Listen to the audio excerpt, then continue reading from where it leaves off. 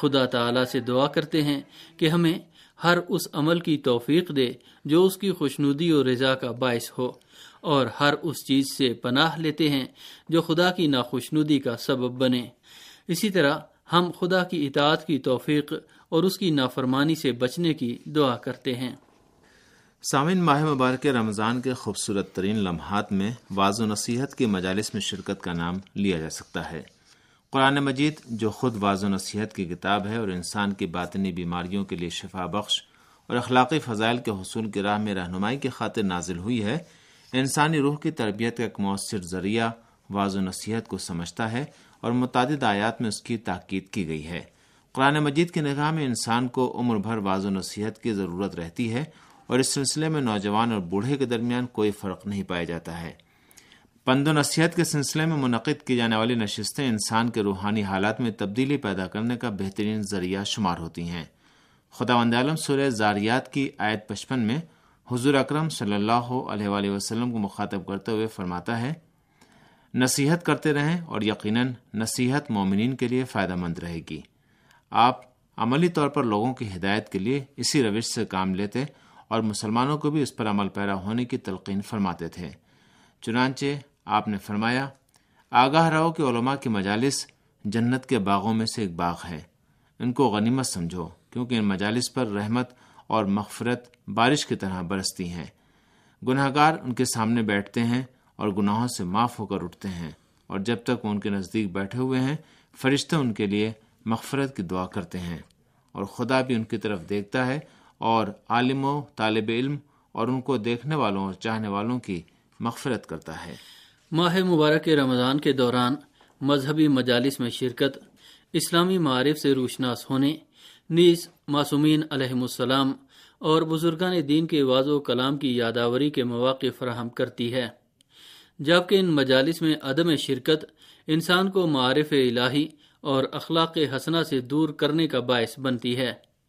اس مبارک مہینے میں مختلف علاقوں میں علماء کرام کی تبلیغی سرگرمیاں لوگوں کے لیے حقیقی محمدی اسلام کے اصولوں سے آگاہی حاصل کرنے اور دینی احکام و قوانین کے بارے میں معلومات میں اضافہ کرنے کے مواقع فراہم کرتی ہیں۔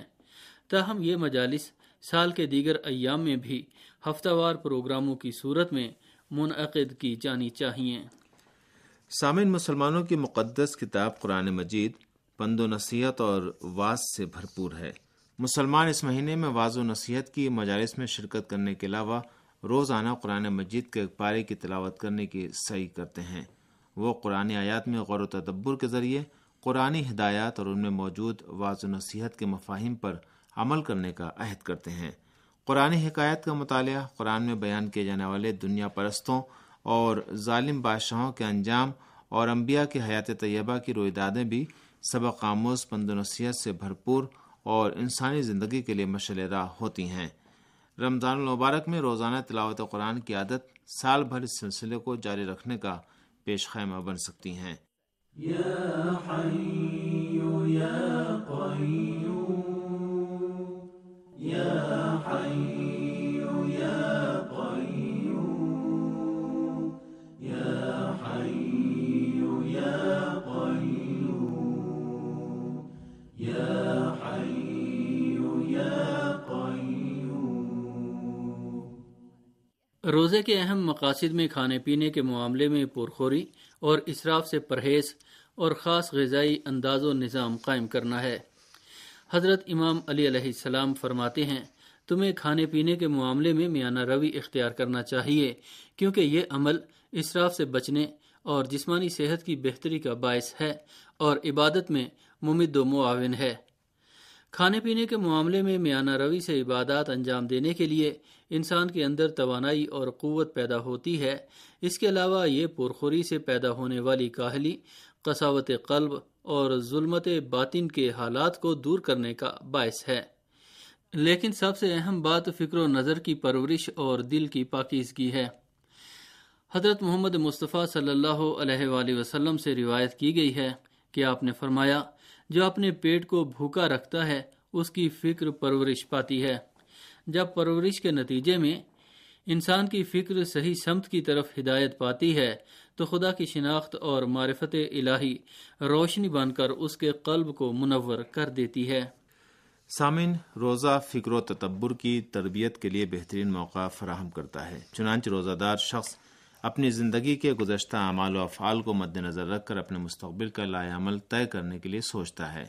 وہ روزے کے چراغ کی روشنی میں ظلمتوں کے پردوں کو چاک کرتے ہوئے مادی زندگی کے پرخطر راستوں سے بچ نکلنے میں کامیاب ہو جاتا ہے۔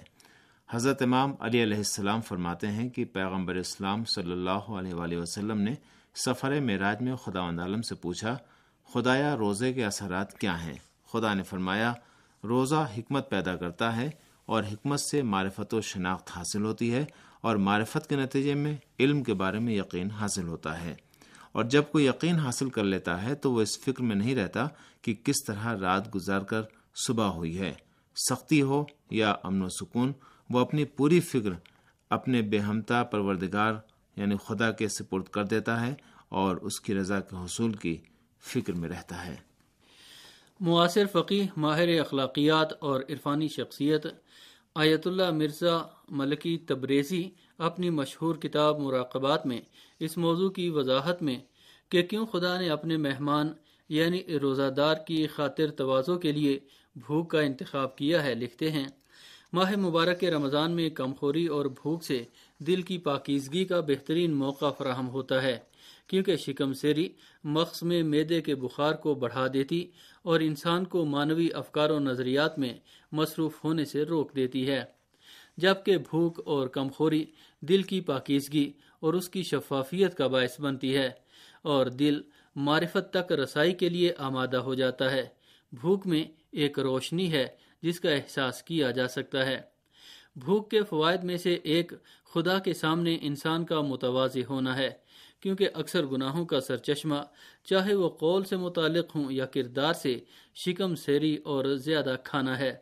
بھوک گناہوں میں کمی اور ان کے نتیجے میں پیدا ہونے والے خطرات سے محفوظ رہنے کا باعث بنتی ہے۔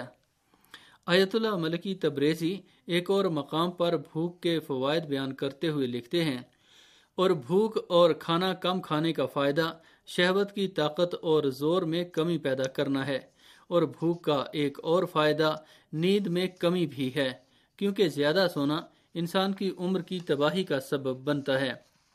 اب جب ان فوائد سے روشناس ہوئے ہو تو اس نقطے سے آگاہ ہو جاؤ کہ خدا نے اپنے مہمان کی خاطر تواضع کے لیے بھوک کا انتخاب کیوں کیا ہے۔ اس لیے کہ خدا کی معرفت، قرب الہی کا حصول اور خدا سے ملنے کی نعمت سے زیادہ بہتر اور برتر کوئی نعمت نہیں ہے، اور بھوک اس مقصد کے حصول کے ذرائع میں سب سے اہم ذریعہ شمار ہوتا ہے۔ یا ارحم الراحمین، یا ارحم الراحمین، یا ارحم الراحمین، یا ارحم الراحمین۔ سامعین، دن اور راتیں بہت جلد گزر جاتی ہیں، چنانچہ اس وقت ماہ رمضان کا تیسرا اور آخری عشرہ ہے۔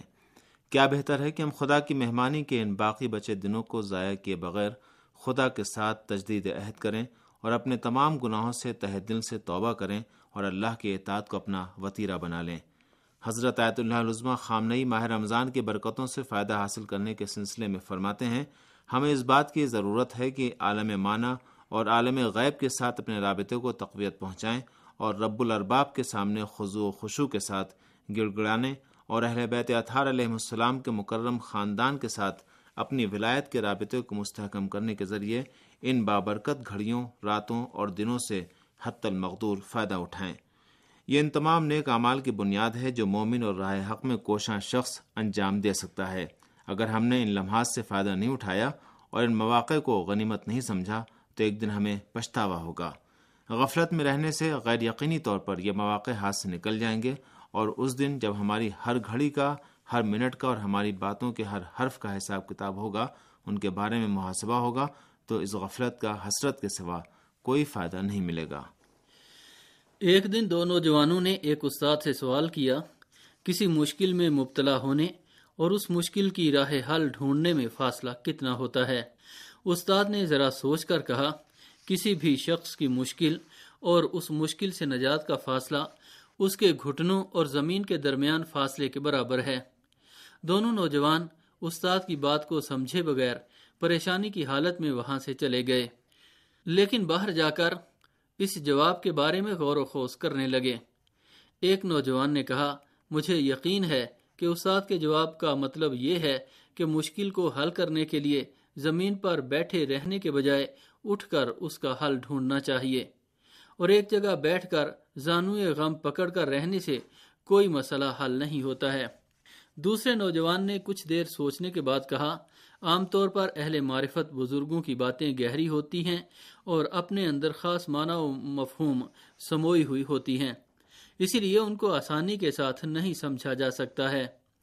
استاد کے جواب کی جو تعبیر تم کرتے ہو وہ ہزاروں سال سے لوگ کہتے چلے آئے ہیں، لہذا یقیناً استاد کا مطلب کچھ اور ہوگا۔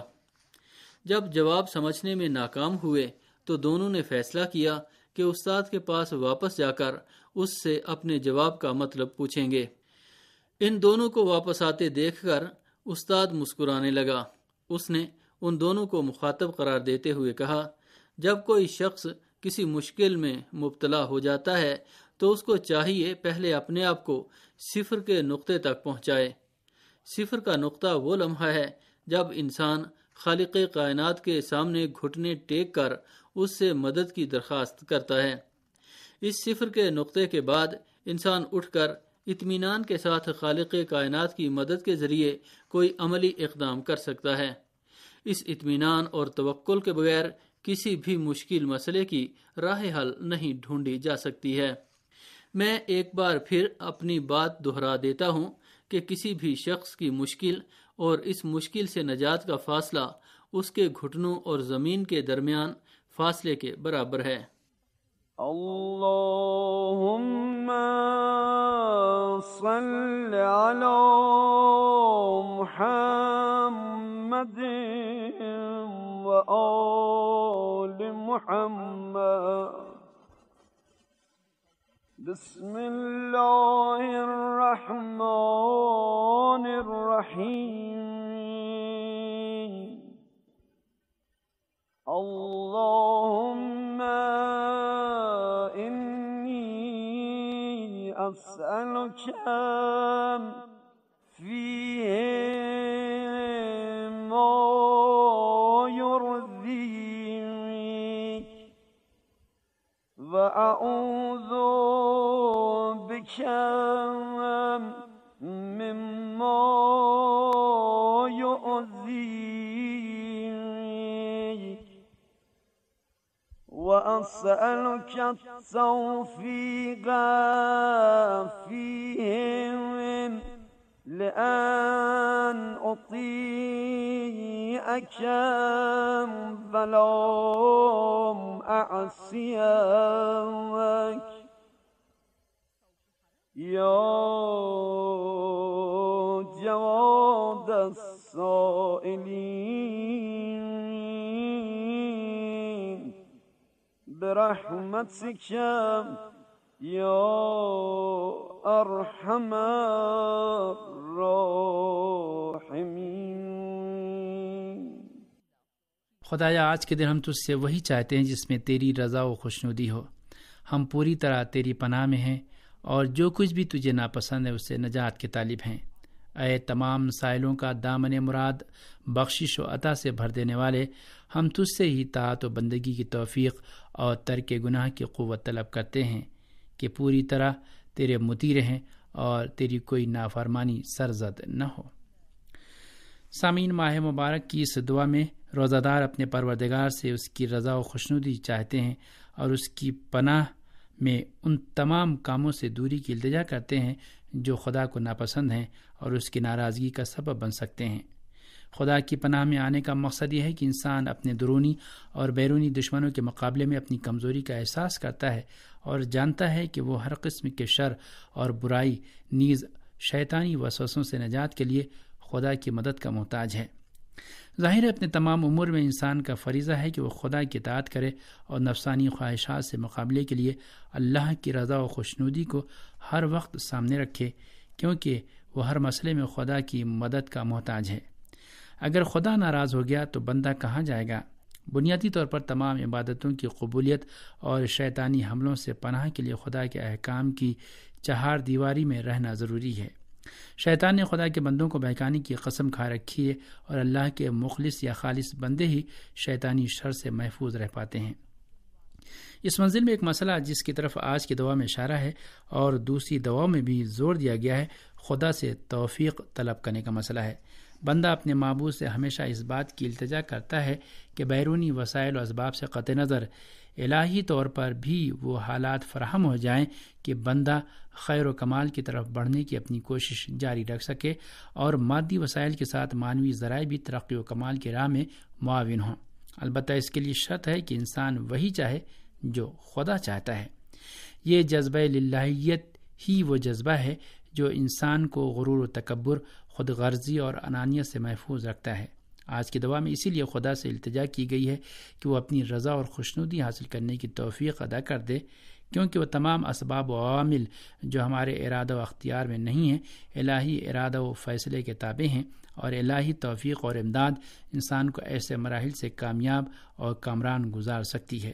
گویا خیر خواہی اور کمال طلبی کی قوت و صلاحیت انسان کے ہاں موجود ہونے کے باوجود انسان الہی توفیقات کا محتاج ہے، اور انسانی قوتوں اور صلاحیتوں کے ظہور میں الہی فیصلے بہرحال مؤثر ہوتے ہیں۔ لہٰذا طاعت و بندگی کی توفیق بھی خدا سے ہی طلب کرنی چاہیے، اور ترک گناہ کی توانائی بھی خدا سے ہی مانگنی چاہیے۔ کسی نے اچھے اعمال اور کردار کو اگر اپنا کارنامہ سمجھ لیا تو بہت ممکن ہے کہ توفیق سلب ہو جائے اور شیطان اپنا کام کر جائے۔ ایسی صورت میں انحراف کے دروازے کھل جائیں گے اور ہماری انا ہم کو لے ڈوبے گی۔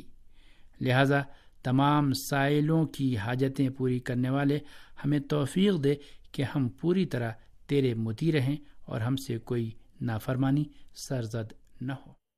اللہ